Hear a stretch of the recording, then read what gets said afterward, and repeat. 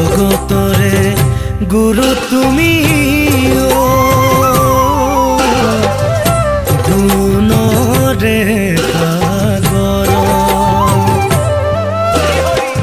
কুসুম্বৰৰ পুত্ৰ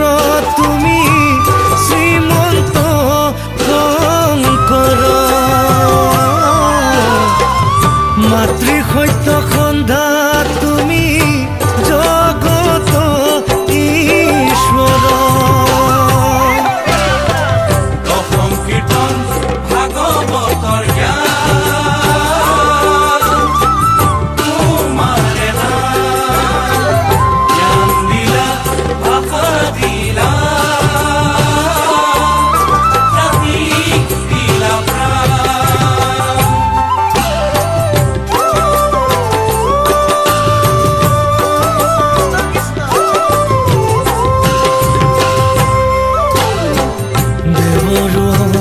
মৃতবাণী